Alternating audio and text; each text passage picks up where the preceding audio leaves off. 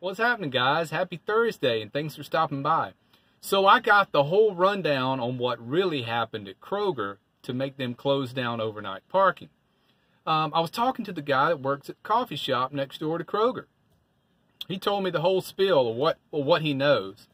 You know, I leave out of there at like 6 in the morning to go to work.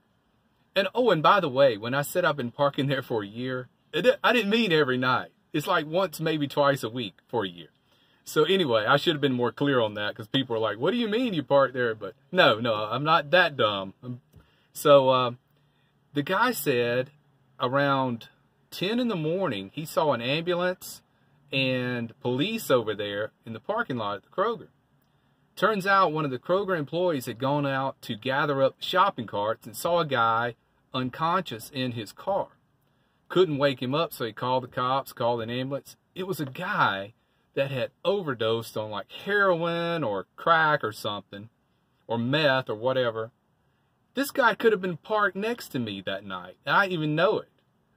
So, you know, because I leave out of there so early, so this all happened while I was at work. So that's what happened. It wasn't because of all the people that were parking over there littering, even though the manager, that was pretty much what he talked about. He didn't say anything to me about the guy freaking ODing right there in the parking lot. So thanks a lot, Crackhead. You shut down the parking for everybody now. It only takes one, you know. But I've got my other spots. You know, I've got 3 good spots around town. Of course, I got work. I have, you know, a private parking spot right there at work. The only reason I don't stay there much is because it's in an area that has a lot of property crime. No murders or anything like that. But I'm afraid I would wake up at like 2 in the morning and somebody's trying to steal the tires and wheels off my van. With that being said, I actually stayed there last night. And, but, you know, I still have my places I rotate out. But man, that Kroger was a sweet spot. It had the coffee shop, it had a 24-hour gas station, it had it all. And it was close to work in a good neighborhood. So, that's what went down. You know, I didn't really pay attention to the particular vehicles next to me that night, but it could have been the guy right next to me, you know. Unreal, right? So, I just got off work. I'm back at the UPS store. I got some more packages coming in. I got my curtain rod coming in. And some of you guys were concerned about me putting my curtain up right close to the bed like that because you think, well, if you leave all the glass open, somebody can see in. Well, I'm only going to leave the windshield and the passenger and the driver's windows without any panels. The other windows in the back over there, I'll have those filled in with my privacy panels. Okay, so I'm going to give it a shot. I'm going to try a new place tonight I've never been in. It's going to be street parking. And this may be good for me after all. It'll get me out of my routine, out of the same parking spots that I rotate out. It'll, you know, get me out of my comfort zone and get me out there parking on the street more. And what I usually do if I park in a place I'm not familiar with is before I get there, I'll go to a parking lot and go ahead and get my teeth brushed and get everything ready for bed. So when I pull up, it's turn the key off, jump back there, hit the curtain up real quick, and I'm in the bed. It's that quick. You know, I don't play around with getting ready for bed and all that stuff in a place I'm not familiar with that I want to be scoped out. But it's funny, as stealth as you think you might be, we're not stealth. Those Kroger folks, they saw me out there for a whole year. You know, I'm there once, maybe twice a week for an entire year. They never said anything to me. It's not because they didn't notice me.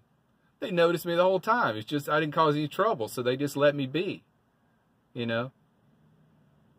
But, so I wasn't stealth at all. They knew what was going on.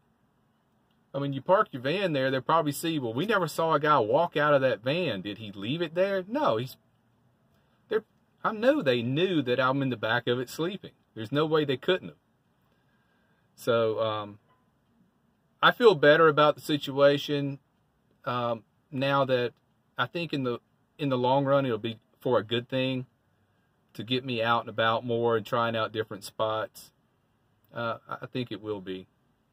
So that's all I had. Just wanted to tune in and tell you about the crackhead that ruined the parking spot for us. I don't know whatever happened with the guy. There's no car over there. If he left his car, he went in an ambulance. They towed his car by now because I went by there and there's no cars out there. And the guy in the tent's been run off. And good for him. Anybody that's got balls like that and that'll just set up a tent in a parking lot, no respect for private property. And another thing I didn't really mention and make real clear, if you think people work and they pay for their property, how would you feel if, somebody could come in and set up camp like that on property you had to work hard and pay for? So, yes, I didn't really come across with that view of things on the last video, and I regret that. I should have, because I respect private property. And, but I also think there should be more public areas, but I kind of understand why there's not. I mean, when you got scumbags coming in and trashing the place, what do you expect? So we need to unite, guys. We need to form a coalition to fight litter and debris. If you've watched my channel for any time, you know my pet peeve is litter, right? Anytime it's mentioned, I go on a tangent. When I first moved to Tennessee, I was shocked at how beautiful this state is. It's one of the greenest states I've ever seen in my life, and the landscape and the topography is beautiful.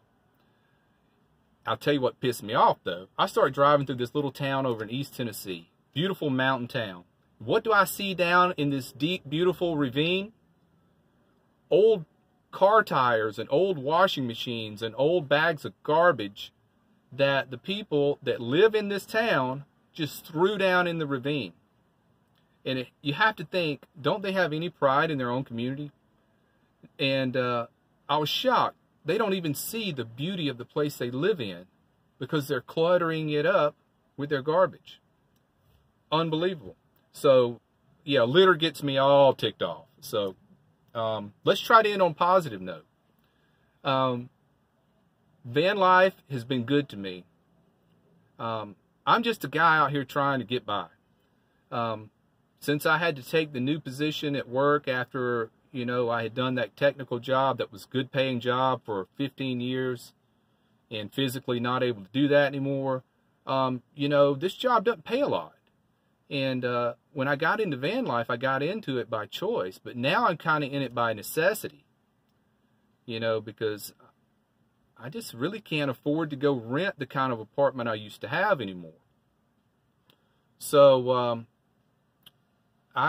I'm glad I got into it. I know I should probably be telling people don't do it because I don't know, I say more the merrier, but let's unite and build a coalition to fight litter and to fight litter bugs that are giving van dwellers a bad name. Let's do that. I don't know, maybe we could form a group on Facebook.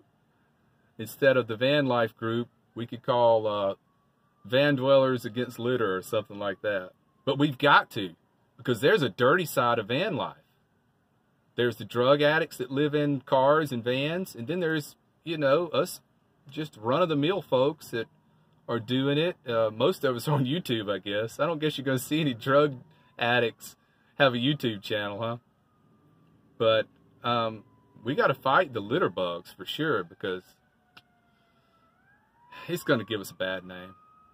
All right, so I guess you've been sitting and hearing all of these sirens go by. Sorry to torture you like that, but I'll cut it off for here. Take care, be well, and smash that bell. Later, guys.